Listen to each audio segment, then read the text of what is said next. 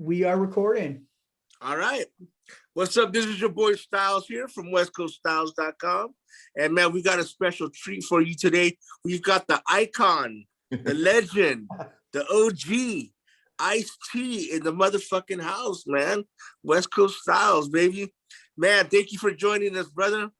What up, Styles? I mean, you've been repping for a while, man. You know what I'm saying? So I felt like, certain people want interviews, and I'm like, yeah, you know what I'm saying? I mean, it's not important to me because I've done so many interviews, but then when you hit me up, I'm like, I gotta do homie because he's been holding it down for the West Coast for years and years and years and years.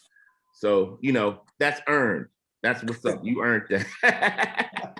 Thank you, brother. I really appreciate it, man. Man, we're just gonna go ahead and get into this interview, man. We're gonna talk about the music, and that's important to me. I know we're not gonna talk about politics like we did with the all hip hop interview. I want to get into the music, and when I first discovered your music, when I heard the song "Reckless" that you did with Dave Kors and Crystal Glove Taylor. And that song even inspired Eminem, But the song that I really want to ask you about is 6 in the Morning. When you wrote that song, did you know that you were creating a genre? Because that song is the birth of gangster rap, real gangster rap. I'm not talking about the Schoolie D type of stuff. I'm talking about some real gangster shit. You created a genre. Well, you know what? I mean, it happened. A lot of stuff happened simultaneously, So I'm not taking all credit for nothing because a lot of stuff happened simultaneously. Really, at the birth of 6 in the Morning, Too Short was around. You know what I'm saying? On tapes.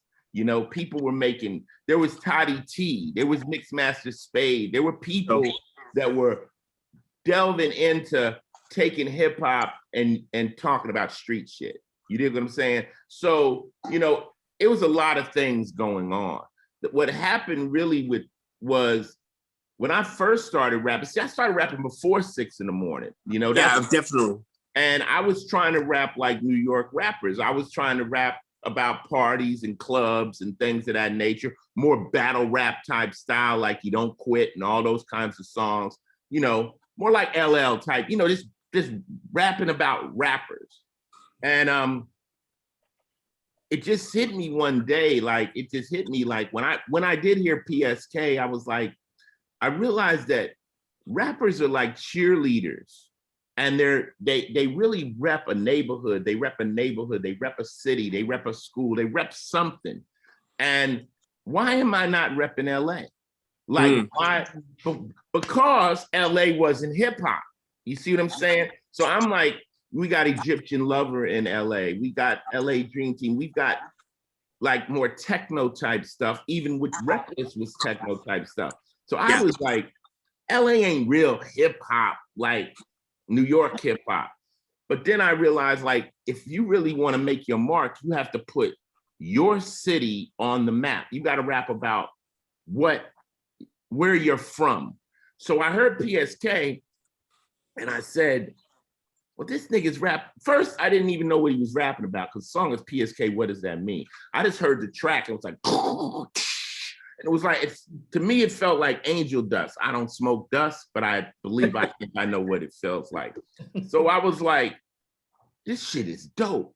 Also, Schoolie was the first person that wasn't yelling on records. Everyone was yelling on the record, right? Yeah. Like, well, PSK, I was like, this nigga sounds like he'll shoot a motherfucker. He's so in the track. When I did my research, he was rapping about Parkside Killers, a Philly gang. And I'm like, this nigga's rapping about gang shit.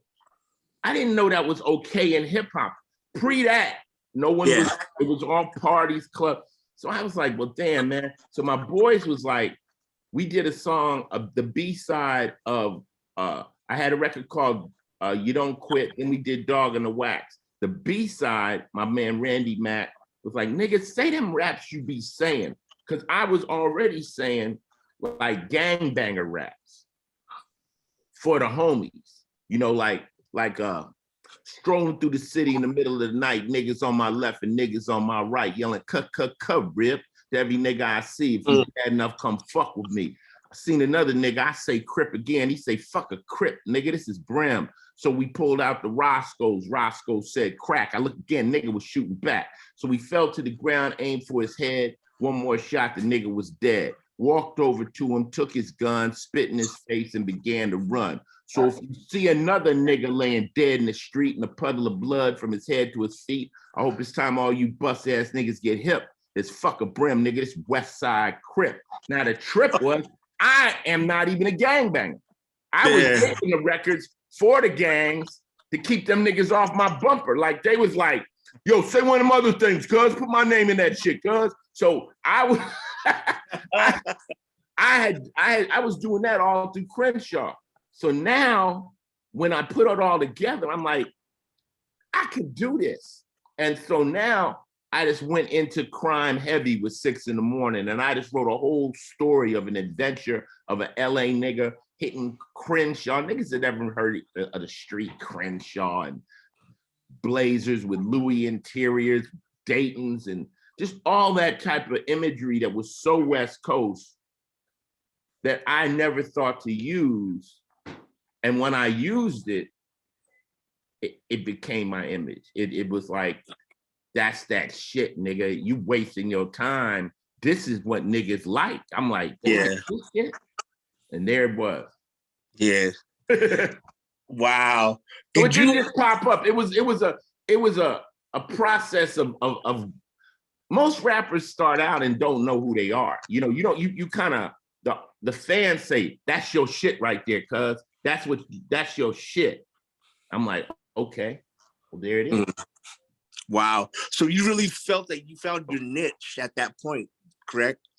I found my niche at the Fillmore West up in Frisco, because 6 in the morning had still come out, but of course it wasn't on the radio. It was on the streets.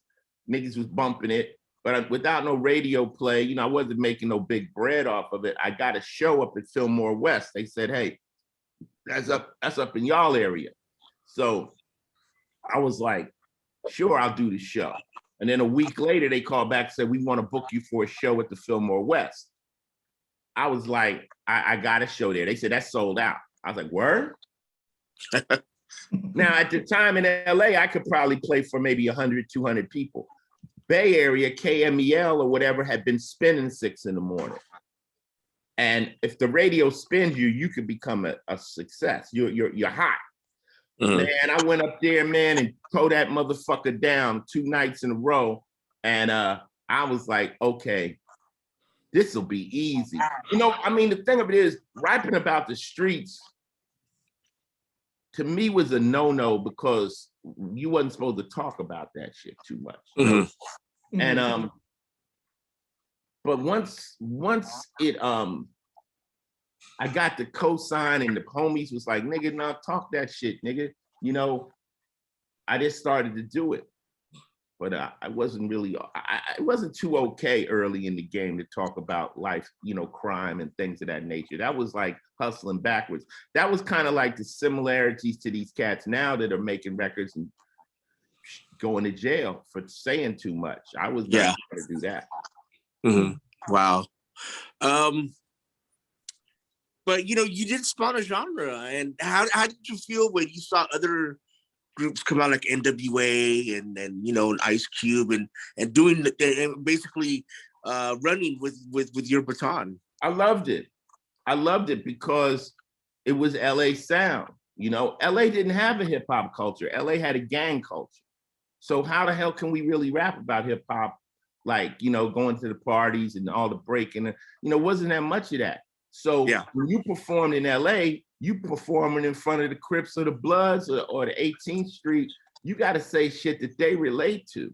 So, you know, I was happy. NWA, we toured early, Easy, DOC, Mad Circle, Coolio was out there, Dub C, Aladdin. I mean, we were early Cypress Hill with Muggs, was with 783. You know, we were just, I was happy to have help, because you got to remember, I was out a couple of years before any other West Coast group really dropped.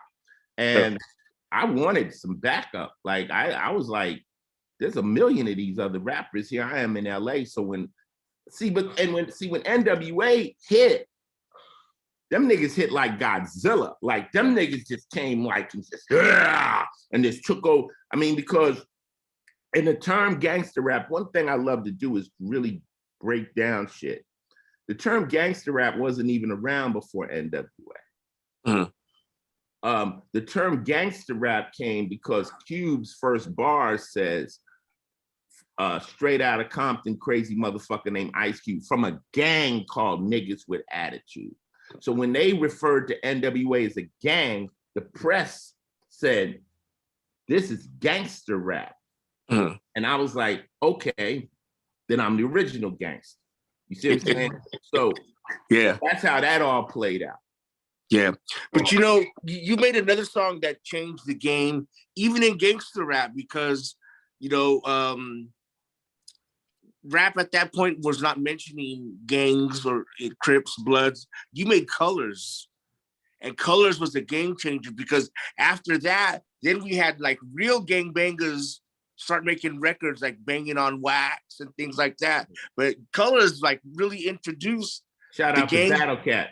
Shout out to Battle Cat. He pulled that off. I looked at that album. I'm like, how in the fuck did you pull that one off? That Battle Cat. Yeah. But Colors was the launching point of Crips and Bloods actually participating in the gang, into the gang. You got to remember, like, early gang banging was on site. Like, if you was a Blood, niggas would take off on you. Like, it was just like, if you was a Crip, it could pop off. So the theory of getting on a record and saying you're a Crip or a Blood was stupid, because them niggas will pop up at World on Wheels. Them niggas will pop up. It's like, so I'm not a gang member. I went to Crenshaw High School, which is 60 hood, but I grew up with 60s, Harlem's, 8 Trays, Van Ness Boys, Denver Lanes. I grew up with all different gangs. And me being from New Jersey, I learned early, like, it doesn't make no sense to claim a gang in rap, because immediately you have enemies. Like, if I say I'm 60, the 8 Trays want to take my head off. So why do that? It wasn't smart. And if you track the movement, nobody said anything about a gang, even Snoop, till after the peace treaty. Yeah. Once the peace treaty, LA niggas decided not to bang, so to speak, so hard. Like, it was like, we can be in our sets, but we won't set trip. You understand? That's a turning point, because you ain't gonna find no early records niggas yelling Crip or whatever. It's like, no, it would pop, it would happen, you know? And being a gangbanger, you have anonymity. Nigga, who did it? Lil Loco did it. Who is he? I don't know. He's from Southside. We don't know. When you're Ice-T, niggas can find you. Like, it's not a problem to wait on a nigga, you know? So yeah. I would put on red some days, put on blue. I always had kind of diplomatic immunity in the gangs, because I was a hustler and a player, and we were feeling perms, and, you know, we would move amongst the gangs, and, you know, they respected us, nigga, because we had a pistol too. You know what I'm saying? But I was just trying to stay alive. So instead of being like, oh, I'm super gangbanger, which I'm not, I'm just like, I'm the LA player. That's what I rep myself as first. I'm the LA player. And I put the whole West Coast on my back. Like, nigga, I'm West Coast. Nigga, you know, all sets. And I got love for that. So Colors was never supposed to happen. Colors happened because they wanted to put Squeeze the Trigger. All right, Warner Brothers had the soundtrack to Colors. I was already on Warner Brothers. So they asked, could they use Squeeze the Trigger for that movie? I knew that if they want to use your record for a movie, you can ask to see the movie, right? So I said, I want to see the movie. I was like on my bullshit, like, I don't know, you know, let me see the movie. I was already going to let them use the record. I just wanted to throw my weight around and get to see the movie. Yeah. So when I saw the movie wasn't wasn't really authentic to me because you had the Mexicans fighting the blacks, which thank God has never happened. You had all these different things, but they was trying to put it down. And I said, okay, there's a scene where Rocket is listening to Squeeze the Trigger in the room right before he goes out. And so I asked them, I said, do they got a title song? They go, yeah, Rick James did it. Now, you guys are hip hop historians. Find the Colors album, go to the B-side, last song, there's a song called Colors by Rick James on that shit. It's like Rick singing, look at all these colors. It's like Rick James style shit.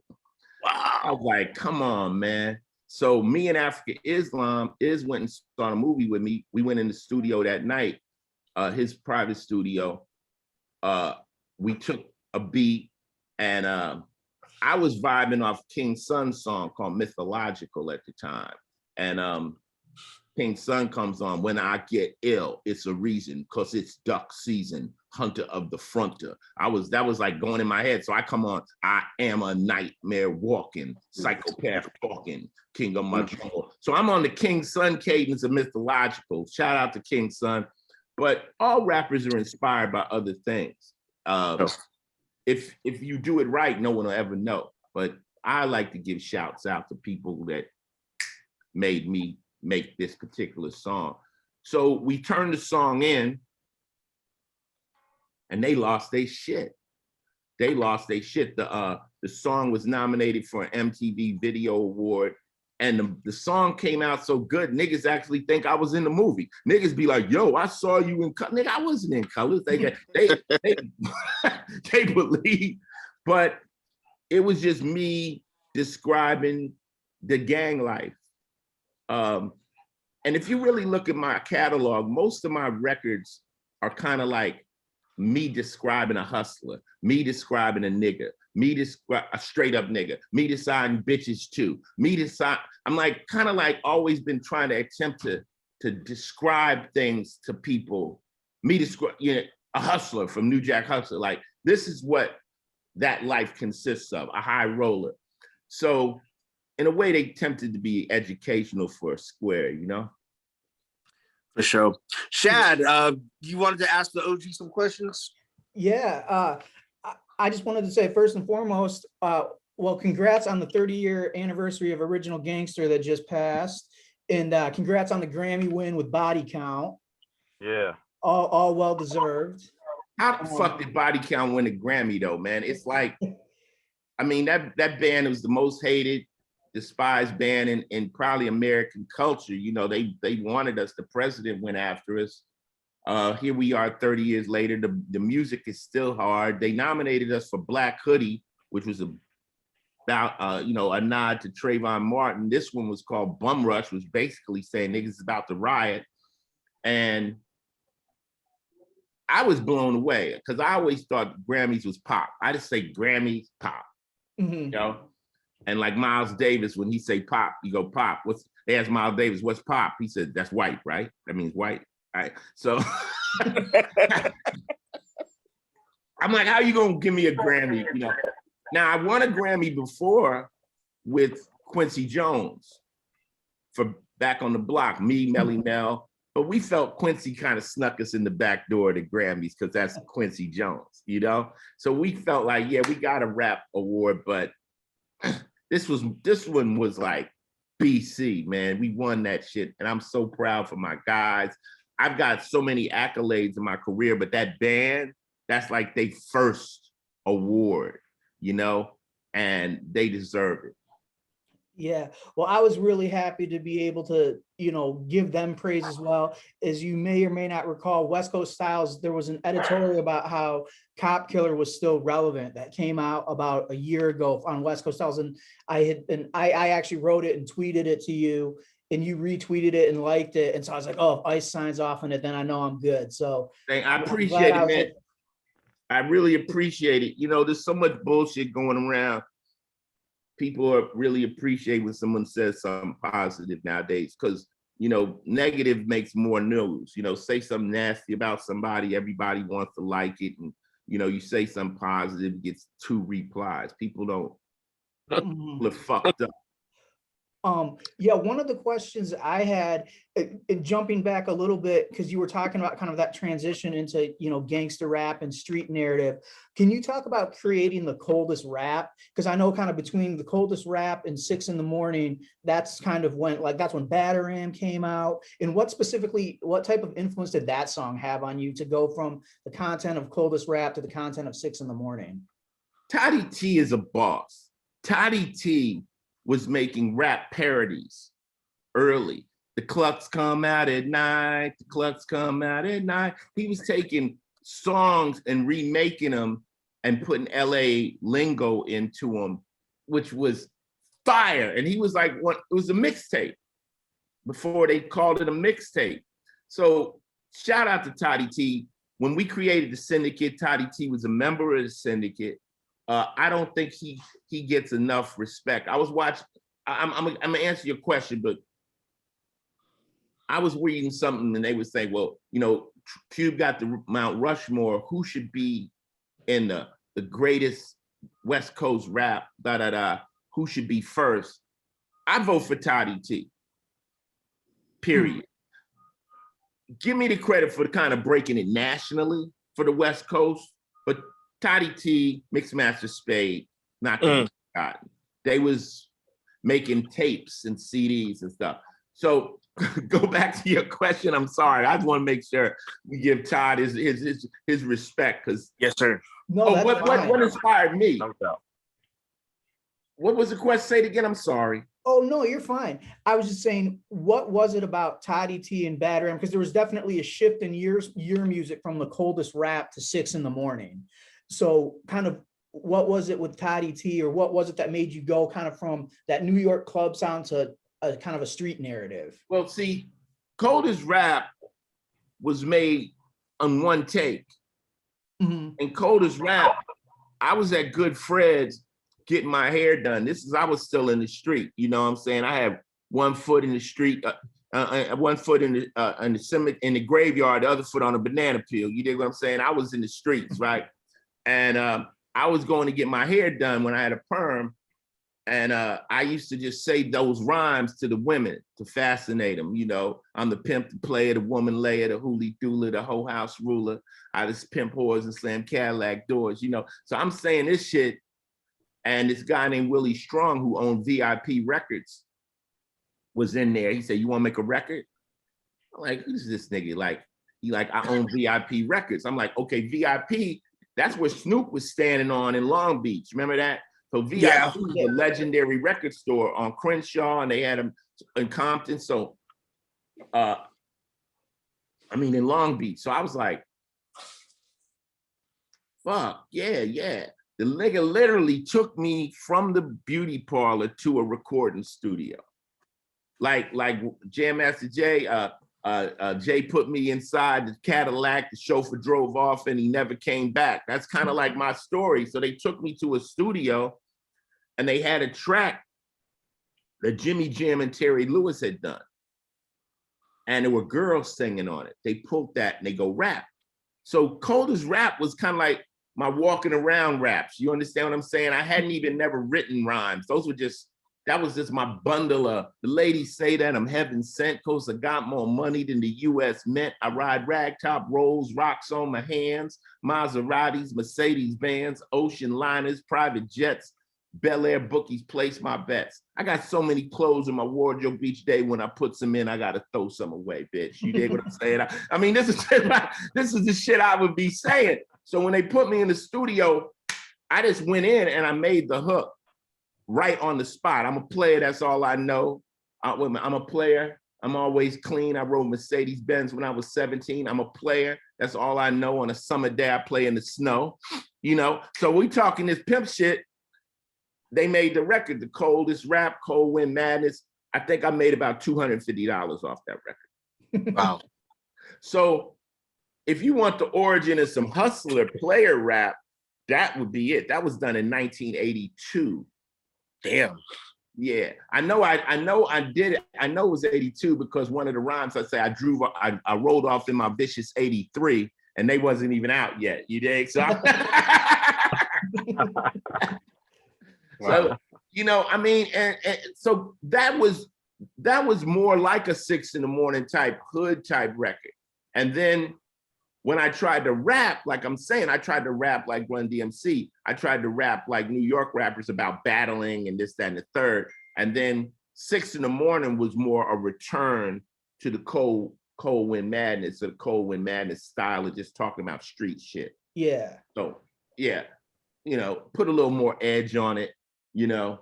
But we was players, but we used to always say, we'll turn this P into a G real quick, nigga. Don't get it fucked up. Just because we look fly and your bitch like us, you'll get shot, nigga, fucking around. You know what I'm saying? Yeah. And then shifting over to one of my favorite records of yours, can you talk about creating High Rollers? Okay, by the time we make High Rollers, the image, the style, the vibe of Ice-T was now there, you know? So where sometimes you'll see me in khakis and hoodies, and other times you'll see me in gaiters, you know, because that kind of really was me, you know? So the High Rollers, we went for ballers. We said, let's explain the ballers, what balling lifestyle is, you know? And once again, I'm giving a description. I'm giving you a definition. The speed of life is fast. It's like walking barefoot over broken glass. It's like jumping rope on a razor blade. So I'm breaking it down. And when we did the video, the funny thing about the video, I just called the niggas to show up. They said, what you want us to bring? I'm like, bring whatever's real. So the niggas showed up with so much heat. We had to have a safety moment because the actual people that were filming the video was a bunch of white people, and they was shook. They had never seen guns and automatic weapons, and you know, niggas brought everything but explosives. You know what I'm saying? So I told niggas they brought minks and, you know, women, and so the guy that was shooting the video was like, can we just have everybody bring everything they have and let's make sure everything is unloaded? And so, a lot of this shit was loaded. You dig what I'm saying? So they had to dump bullets all in a bedroom. We dumped bullets out onto a bed upstairs and said, nigga, come collect this shit after the show. Then we locked that room. This is serious, real shit. Because, you know, nigga, I mean, that's where I say in one of my records, the gats in my promo shots ain't props, you know? So, and see, one thing about Ice-T, I didn't know you could lie. I didn't know you could use girls that want your girl, cars that want your car, jewelry that wasn't your jewelry. I didn't know that was okay. I thought you had to tell the truth. You dig what I'm saying? And now I'm being held accountable by my niggas who are like, nigga, don't say nothing like Ice, don't fake the funk. Like, you live the two real lives to fake it. Just tell the niggas the truth. You dig what I'm saying? So it was all live shit popping off there. And we just, but one thing about High Rollers is I always wanted to show you the A and the B side of the game. Ice-T music will never glamorize and tell you you're gonna be an invincible hustler. Like an OG, that invincible shit don't work. I'll throw you in the joint, you'll be coming out feet first, meaning on a stretcher. So if I'm gonna show you what the flyness of High Rollers is, I'm gonna show you what the danger of High Rollers is, where at the end I end up getting murked, you know? So that's how I balanced it out in my head, in my moral compass of doing gangster rap. I'm like, if you listen to Peel They Cats Back, I end up getting shot. If you most of my songs, I'll end up suffering what the game brings to you at the end. And that's how I slept at night, you know, because I couldn't just put out shit that said, go do it and send niggas to prison, you know? Yeah, I always really like that about your style. I truly believe you are one of hip hop's greatest storytellers. Oh, yeah. In the sense that, yeah, you tell a narrative and you really describe, describe stuff to the squares. And for people that would be quick to judge, you take a moment to explain, this is how you get from point A to point B. This is why this happens. But if you do this, these are the consequences. And so I think you made it very clear. My idol is Iceberg Slim. Mm-hmm. And if you read his books, it's fly, it's exciting, but also he's a dope fiend. His friends are dying left and right. That's the truth. That's the truth. I can't tell you one good story about a hustler or a gangster or a player that ended up well unless they were able to transition. If they didn't transition, they ended up dead or in the penitentiary. Not one good story. I don't know. Every person I know, I've known players that have pimped their whole life, and at the end it was bad. You know what I'm saying? There's got to be some transition in this game to survive, So I always wanted to be respected amongst real cats, real cats that really was in the life, and they would look at me and say, yeah, Ice, yeah, you tell them I'm correct. And when I do shows in the penitentiaries, and they like, don't send no niggas here, Ice, Mm-hmm. So I always tell these gangster rappers, if you can't perform in front of in the penitentiary, then save them lyrics, nigga. You scared to go up in there and say it in front of some real motherfucking killers, So mm-hmm. I have a moral compass. Although I talk a lot of wild shit, there's certain things that aren't okay with me. But I think that's where your authenticity pays off, where because you kept, your jewelry, your guns, your girls, I think it made it so that people couldn't not believe you. So in an industry that's kind of built on bullshit a lot, I really appreciate someone like you coming through and telling the truth.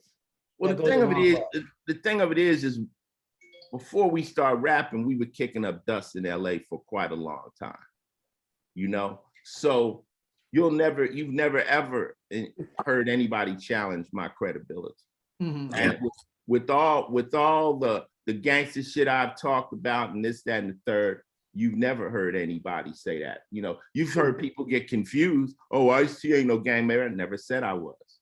Yeah. You know what I'm saying? So you'll hear people come with this and that and the third, but at the end of the day, they get straightened out real quick.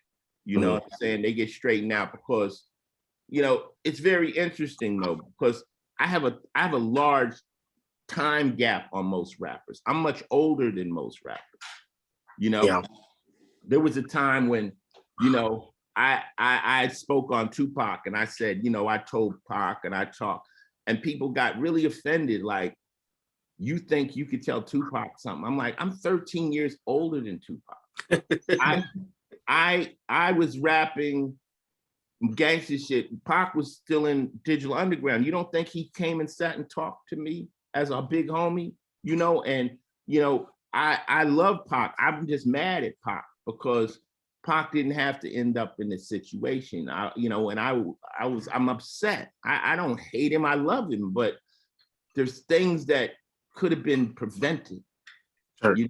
There's things that could have been prevented. So it's funny now when you get to different age brackets, how they see history. They go, oh, well, Ice-T, you not as popular, so how could you talk to Cube? I'm like, they're the little homies. You got to understand, this is how this all played out. And West Coast niggas never had any beef. All of us always were friends with each other. The only beef you ever saw on the West Coast was a family feud, which happened inside of NWA, and we stayed out of that because that's a family feud. But I fuck with Easy, I fuck with Ren, Dre and me are best friends. Cube is the homie, you know what I'm saying? Love Pac, work with Pac. I sat up for hours and chilled with Pac, Shock G, rest in peace, all these cats, Too Short. Yeah. I remember when Too Short was brought to my house by these cats, 69 girls that were basically helping him, some players from up north. And they said, hey, we want you to meet Too Short out the gate, just so we be friends. Like we don't need, and that's how the West Coast was won, by a bunch of unity, man. We weren't fighting, we weren't rapping, dissing each other. Yeah. One song I'd like to talk about is one of my favorite songs, "The Tower." Now that song, I can't recall a song before that sampled the Halloween theme. And you know, you're the first one to sample that theme from my recollection. Tell me about that song, man, because man, that's a dope ass song. That song is actually co-written by one of my partners named Dabo, who's Nat the Cat's little brother, who just came back from the penitentiary. And you know, he came up, you know, the opening lyrics, those are his words. I'm rolling up in a big gray bus and I'm shackled down myself to a truck. I'm like, keep going, keep going, keep going. So, you know, he wasn't so much of a rapper at the time, and he had the lyrics and stuff like that. And I'm like, I want to fuck with that. Let me fuck with that. And so it's a story of a cat making it through the penal system. I've never been to prison. See, a lot of things I do, I call it faction. It's factual occurrences put into a fictional story. So these are true events, so they ring true, but it didn't necessarily happen to me that way. You think, like, kind of like I could talk to you, Tim, and you say, yeah, man, we got at the border and they went in the car. I'm like, how did they search the car? Or they cut the back seats with a box cutter. Word? Okay. Now Ice-T could get searched at the border and they hit me with the box cutter. See what I'm saying? So it's like, it's real stuff. It rings true. So like a composite. Huh? What'd you say? Like a composite. Like it's a composite of reality. Yo. Trust me, man. I got an album I'm working on. I wanted to do called The Legend of Ice-T, which compiles all my story rhymes together. And if you listen to that, I done shot 400 niggas. You know, because a lot of it is legend. A legend is the truth mixed with, man, I was in the club that night, man, Ice and them niggas, Ice single-handedly knocked out 5 niggas. Okay, I knocked out 1 dude. But by the time the story hits the street, it was 5 dudes. That's the legend. You see what I'm saying? The legend is always bigger than the reality. So the Tower, and one thing I always wanted to do with music is make the music match the topic. So if it's something sinister, we need sinister music. That's just one of my formulas. So what is more sinister than Michael Myers' theme and going to the penitentiary? And I just walked you through the penitentiary life. You know, the whites got a thing they call white pride. The blacks got the muscle. Mexicans got the knives. You better be wise. You want to stay alive, go to toe with a sucker no matter what side. Fool tried to sweat me, acting like he was hard. I stabbed him twice in the neck and left him dead on the yard. You know, so, but the hook is, but who has the power? The whites, the blacks, or just the gun tower? And that's a metaphor for life. Like, who really has the power? Is it white, black, or is it the system? Is it the system? So, you know, my favorite lyric of all time is Chuck D's rhyme where he says, I don't rhyme for the sake of riddling. That's it. That's it. I mean, I've always tried to make something way, you know, like I'm not Twister. I don't hold verbal gymnastics like Busta Rhymes or Eminem. So what I try to do is make the raps I say have weight, you know? Like one of my rhymes, I say, I check your styles, although you rhyme quicker. No matter what you do, I'll always lace mine thicker. Jealousy will make a fool die quicker than liquor. Watch your back with your nigga, because that's right, he'll stick you. So without doing a bunch of extremely elegant, superior rap skills, I try to lay heavy rhymes. So when it's done, when the bar is done, you go, yeah. I really liked in the Ice opinion how you put the lyrics at the bottom of each page too. Yeah. That was a cool idea. I'm doing a new book right now with Spike, my partner, OG Crimey, and the book is called Split Decision. And it's about my life prior to rap, a bunch of adventures. A lot of people like, what did Ice really do? Well, you're going to find out, because this was the guy that was in the car with me on many, many, many, many adventures. Wow. And he wanted to be a rapper at the time I was starting to make my transition, but he decided to go on one last lick, or send some cats on one last lick. During that lick, someone got murdered. Spike did 26 years in prison. He was fighting at a 35 to life, or 25 with a 10 enhancement, but he got out in 26, ran the Scared Straight programs all up and down the coast. And we're writing a book together based on one decision, sent both people on two entirely different trajectories. And in this book, I'm using my lyrics from my records throughout the chapters to show you, when we're talking about this, I'll say the lyric that connects to that part of reality. So it's going to be dope. So, Chad, would you like to ask the OG some questions? Yeah, Ice, what's up, man? How you doing? Hey, Chad, chilling, man. Light-skinned brothers got to stay together, Chad. Right on, my brother. Right on. That's right. What's up? So, hey, I talked to the Glove recently on my podcast. Yes. And he was telling me about a 1983 performance with a young Madonna. Yes. Where she was doing her 83 Everybody single, and she had you on stage with her, and her performance, I guess, was a little risque. So I was wondering what you recall. Hold on. My dogs are fighting. Hold on.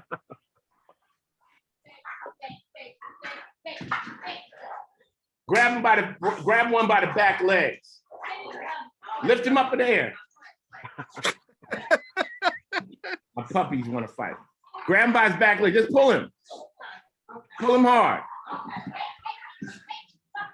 We got a dog fight going on here. Right.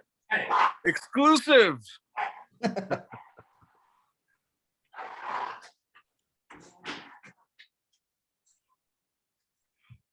That's a nice fish tank in the background. Yeah. Wow. Not going outside.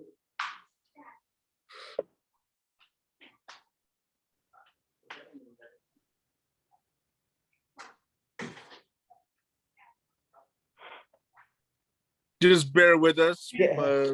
Ice is breaking up a dog fight right now. He'll be right back. Meanwhile, man, you guys are being treated to a legendary, iconic, and historic interview. Yo, violence. I got two bulldog puppies, twins, and they lock up.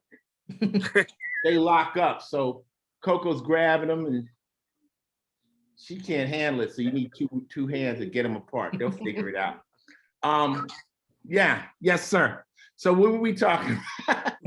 We're talking about Madonna and Yeah. So Madonna had a performance with you in '83. Got it. I got it. Yeah. This is what happened.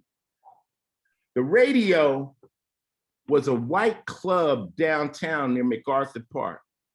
And it was the first hip hop, New York kind of hip hop club in Los Angeles. It was owned by a guy named AJ. And we called him Super AJ and KK. And Glove was the house DJ. Me and Glove weren't a team at the time. And they asked me to come there to do Cold Wind Madness. I was like, word? So I showed up, and Cold Wind Madness was a hit in that club. When I performed it, everybody sung every word to that song. See, when you have a hit record, you don't have to have a hit record on the radio. All you got to be is popular in a certain place. Like, you could go to a motorcycle club. If they play that record every day, you're a star in that club. You dig what I'm saying? So this club, Cold Wind Madness, they loved it. So I started coming back to that club on the weekends. At the time, I was still hustling. So Glove would be the DJ, and I just kind of like became like the stage MC. I would get on the stage and I would control the mics. Say, for instance, Tim showed up and he was going to rap that night. I go downstairs, talk to him, and then I make a big intro. Okay, Tim Styles is in the house. He just came down from the Bay. His helicopter just landed in the parking lot. Y'all give him a round of applause. And then I'd be like, nigga, you better rap your ass off after that intro, right? And niggas would sink or spin. So Malcolm McLaren used to be in that club. Adam, Wow. Ant, like all the underground white people, was trendy. It was real trendy. So in comes Madonna. I don't know Madonna from a can of paint. She's new. And they like, you know, she wants to sing her song. He's wrong. The song was Sexual Attraction. Oh, okay. A physical reaction, right? So I never forget it. So I had a girlfriend at the time named Lisa. So I go downstairs, I say, Madonna, you know, you gonna sing it. I'm looking at this little white girl. I'm like, all right, crowd will boo you, you know what I'm saying? So we put the song on, she gets to doing it. Next thing you know, she done grabbed my shirt and she's pulling me and dancing all around me. I'm having a ball. I'm like, oh shit, she can sing, it's just getting sexy. And I'm laughing and I look over, my girl is like, like, who's this white bitch all over? So yeah, that was our Madonna story. And she went off to be a superstar. Weird thing is, I ended up getting signed to the same label Madonna was on, Sire. So, you know, that was the Madonna story. She just kind of like touched my body all kind of sexually, and it was a moment. Yeah, yeah. So I got a couple of records I wanted to run by you as well. The Trespass record with Ice Cube. Yes. Produced by Sir Jinx. When I talked to Jinx, he was saying you guys had to kind of go back in numerous times and redo that record. Tell me about putting that record together and working with Cube and Jinx. Well, you know, a lot of my friends in hip hop I've never recorded with. You know, I just recently did a song with Snoop on Glasses Malone's track, you know. Sometimes it's better just to be friends with people. You know, I've never had Dre do a record. Dre begging Ice, let me do a record with you. I like just being friends, man. I'm like, I'd rather go over your house, Dre, and play Xbox. I'm not really, everything ain't gotta be about money with my friends, you know? So if it happens, it happens. So this happened because me and Cube were in the same movie. So they like, you guys gotta do a title song. So at the time, Cube was working with Jinx. I love Jinx. I got a lot of crazy stories with Jinx, and we went in the studio and put the record together and just laid it. I think the thing of it is that the way we rap was a little bit too aggressive for a movie. Mm-hmm. They needed something that they could get played, you know. And you know, Cube want to hang Klansmen and kill white people, and Cube goes in hard, you know, like, you know, and I want to shoot motherfuckers in the face. And it was like, yo, y'all can't say that, you know. Boom, bam, bust. Now your head is full of pus, a pile of pus. So they was like, who are these niggas, right? So we got the song done. And we did a cool video. The video was cool because they actually let us use squibs. And we had bullets going and flying and all that kind of stuff. Mm-hmm. It wasn't necessarily one of our best records, but it was a record for a movie. And when you make a record for a movie, you have to make one that the movie accepts. So, right, you know, they're gonna kind of keep you down a lane. So yeah, it was a pleasure working with Cube and stuff. But you know, it was just one of those songs, you know. Also, I worked with Cube with Pac. Yeah, that was the next question I was going to ask you about the Last Words track. Right. Well, at the time, you know, I don't even think Snoop had came out yet. You know, oh no, yeah, Snoop had been out, but for some reason, I think Pac had already worked with Snoop. That's what it was. So Pac wanted to work with me and Cube, and Bobcat produced that. Mm-hmm. So I get the call from Bobcat. Bobcat's my G. Me and him go back to Uncle Jam Army days. So when he calls, I'm like, I'm on the record no matter who it is. He says it's Pac. I'm like, love, let's go. And we went into the studio, and me and Cube laid the verse first. We didn't even never hear Pac's verse till the record came out and stuff. but me and Cube Oh, laid okay. our verses, and it's an honor to be on, you know, that album with Pop. You know, very few people have ever recorded, more or less been in the studio with him, and he's a machine, you know, but yeah. Yeah, that's what's up. You were talking earlier about like Too Short and some of the cats out of the Bay and things like that. Right. And you've linked up with Ant Banks and Too Short, Spice One for some of their records like Recognized Game and the Shut Up track off the TWDY. Nigga, I rap with Brother Lynch Hung. Like, what are you talking about? I fuck with the Bay heaviest. Yeah. So talk about working with them guys, you know, on those records and their songs. I mean, it's just love. I mean, like I'm saying, I go back with Too Short to the beginning, you know, to the beginning. When I say 69 Girls, Too Short be like, okay, you were there, Ice. And you know, Ant Banks, an incredible producer. Ant Banks produced that record in my house at the studio I had in Hollywood when I lived in Hollywood Hills, the Crack House. And you know, well, of course it's the Crack House since I'm your pusher and the music is dope. Well, that's where we make the dope. You dig? The Crack House. So no doubt. And the new record I just did for K Slay, I said, Crack House in 92 is what you niggas call the trap. You know, so I just have fun working with artists. Like me, I like rapping with people who really want to fuck with me. Everybody don't want to fuck with me. I've gone in the studio and done bars and niggas was like, yo, man, that shit, like it's too hard. It's too aggressive, it's too violent. And so, you know, I just prefer to make records with people I like. And I love Ant Banks, I love Short, I love E40. E40 did a song called Earl, where he kind of sampled colors. And he wanted me to pop some shit on it and stuff. I fuck with people that fuck with me. You dig? That's just it. I'm not the guy that's like, oh, this is a new hot artist, jump on his track, and I don't even know dude. You know what I'm saying? Yeah. To me, listen to this. Here's something.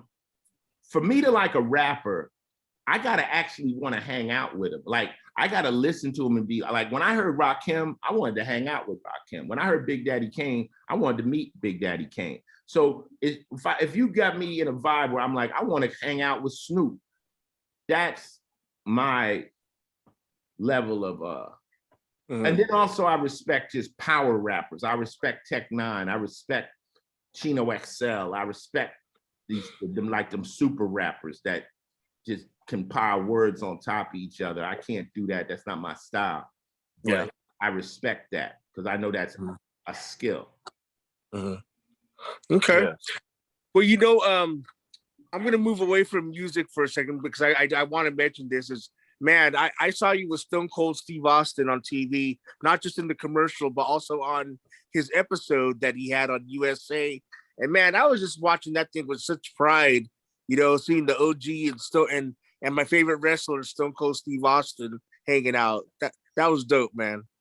Well, Steve Austin is funny. Coco's last name is Austin. Her father's name is Steve. So we were like, okay, now I get to be with the real Steve Austin. But, you know, we all grew up watching wrestling, you know, Superfly, Snooker. My favorite, of course, is Ric Flair.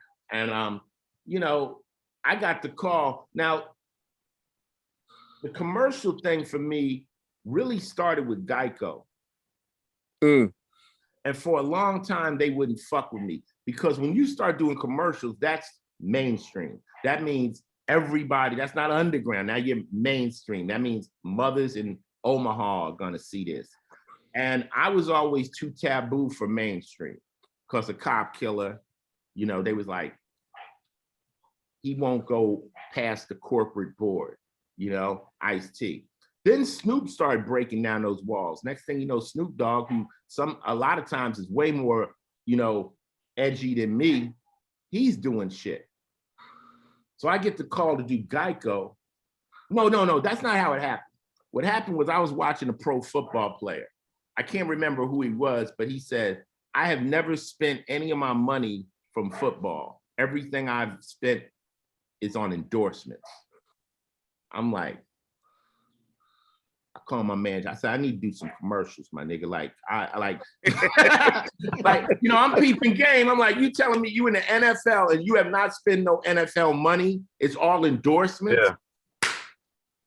You know, Yeah. that's how players' brains work. Like, you know, you just give me I'm like, what? Okay. So he tells me, well, you know, they don't really want to fuck with you. I'm just like, well, let's get a commercial agent. And next thing you know, I got a guy named Michael Pellegrino. He says, Geico wants to fuck with you. I say, well, what's the gag?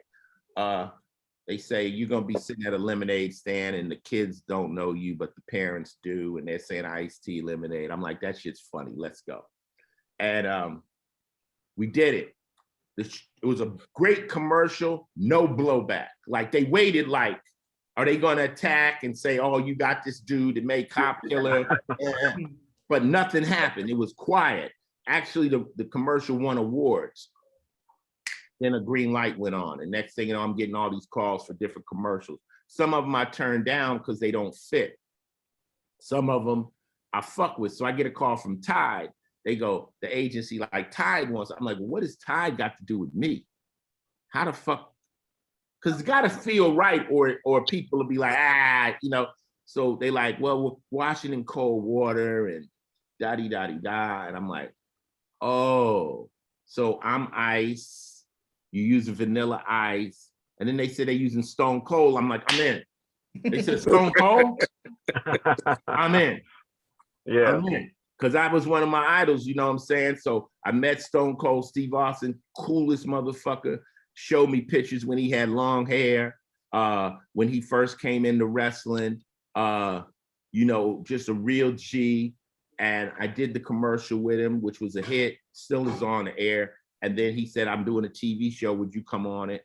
And I had a day with Steve Austin. We low-rided through the hood. Yeah. Shotguns. It was a good look. You know, I'll do anything with Steve Austin. He's a real live, cool person. You know, it was funny because I was reading the comments. You know, people, you know, on Twitter, you know, make comments and stuff like that. And some people were saying, this is the buddy cop movie that we need. Ice-T and Stone Cold Steve Austin. You know what? It would work. I mean, it would work. I mean, he's a bad motherfucker. You know what I'm saying? So I don't need to be the heavy. I don't need to be whooping people's ass. I just need a big homie. You dig? So I definitely, you know, I'm with that. I'm with that. I prefer to ride shotgun than to drive. I've always preferred to be the second than the first, you know? So I remember, I'm gonna tell you a funny story. Back in the day, I was on a show with Houdini, rest in peace, Ecstasy. And I was like third bill. A couple acts under me and then another act, and then it was Houdini. And I would tell Jalil, I said, one day I'll be up at the top. He said, it's safer there in the middle. I said, why? He said, because if the show's a hit, you can take credit. If it fails, you can blame it on the headliner. I was like, there we go. Sometimes just being right in the cut is safer, you know? Yeah. Let's talk about this. You brought up 6 in the Morning, the new song that you are on with Glasses Malone and Snoop Dogg. That's the homie, Glasses Malone, man. And I was really proud to see you on that song. Tell me about the making of that song, because I know you don't really appear on a lot of features, especially nowadays, and especially with a lot of the newer artists, but you chose this song. Why'd you choose to do this song with Glasses? I already turned down a lot. I just don't get called that much, you know? It ain't like everybody is saying, hey, let's put Ice on this record, you know, for whatever reason. Maybe they think I'm whack, I don't know. But when I get the call, like I say, if I fuck with you, I'll do it, you know? I don't charge people to do that shit. I mean, it's either love or it's no love, you feel me? So I knew about Glasses Malone because I got a young artist out of Watts, Fetty DeMarco. So I knew about Glasses. I'm like, okay, Fetty, you in the zone with Glasses. You guys should meet. Fetty's from Imperial Courts, PJ Watts, Crips. So they all Crips. So I'm like, y'all should meet. So one time I'm at a concert. I'm at a concert at the Forum.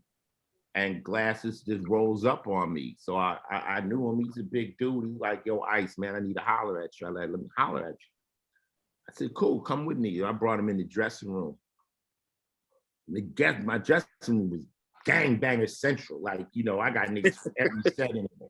So, you know, and it's funny because I don't play that many LA shows. So when I do a LA show, it's a problem. You know what I'm saying? So they got my area all locked off, blocked off and stuff. We brought him in there. He knew a lot of my homies from Front Hood. He knew different niggas. And he just hollered at me, said, Ice, man, I got this song, man. You're a legend. I need you to be part of this project, man. I can't do this project without you, man. I need that. And just his respect and his level of just respect. Like he was just like on some like, Ice, I fuck with you for real. That was love to me. I'm like, nigga, whatever you need, man. Whatever you need, you know. I know he's official. I know he ain't no sucker out there and stuff. And I don't like connecting with cats that are gonna use you to get their credibility up. You gotta already have your credibility. I'm not gonna co-sign you, then you go out and do some sucker shit. You know what I'm saying? Mm-hmm. So I knew he was official. And when it was time to make a record, it was just a natural, you know what I'm saying? He was like, just talk that bullshit. I actually gonna make the record call 6 a.m. I'm like, let's go. And the record was made a year ago. And I'm like, when you gonna put that record out? Because I correspond with Glasses now. And he was like, yeah, I'm waiting, Ice, I'm waiting, da-da-da. And now it just came out and got rave reviews. People love it. Yeah, it's a dope song. It's a dope song. Absolutely. Yeah, but you know, once again, in the record, here I go. I like blood in my bath. Like I'm bloodbath. Like I'm saying wild shit. I dreams of killing half the niggas in the rap game. That's why niggas don't put me on records. I be saying the worst shit. But when I go in, if that's what it is, if we getting gangster, then we gonna get gangster on the track. And that was what the note was. Do some G shit. I said, let's go. Yeah. Now that the pandemic. Now that the pandemic is ending, are we gonna have any more Art of Rap shows? Yeah, I got an Art of Rap show on June 12th in Michigan. Okay. Art of Rap now is a brand. So as far as touring, it's difficult, but what we do is we package. Art of Rap now is just a concert tour of golden era rappers. For sure. So if you was in that era, and you had a gold or platinum record, we'll put you on Art of Rap. And, you know, so the one we're doing in Michigan is myself, Too Short, Big Daddy Kane, EPMD, Bone Thugs and Harmony. You see what I'm saying? Yeah. So now, if we come to California, it could be E40, it could be Slick Rick. You know, we mix them up. So that's what the Art of Rap was. After we did the movie, I was like, let's just keep this brand alive and do some records. And I, you know, like a lot of rappers like Onyx, we take Onyx out. We had Mobb Deep on the last show, the night Prodigy passed away, was an Art of Rap show in Vegas. So a lot of these rappers that I love, like say Mobb Deep, if they waiting on Drake to call them to go on tour, they're not gonna go on tour. You feel me? So we have to create our own vehicle so that we can tour. And when we package up all these platinum and gold artists from the golden era, we sell out arenas. Mm-hmm. So the Art of Rap is still alive. I think we got one set up. They got one set up in California in September, but I couldn't do it because it's on a Sunday night, and y'all know I got a day job Monday through Friday. So yeah. Correct. For sure.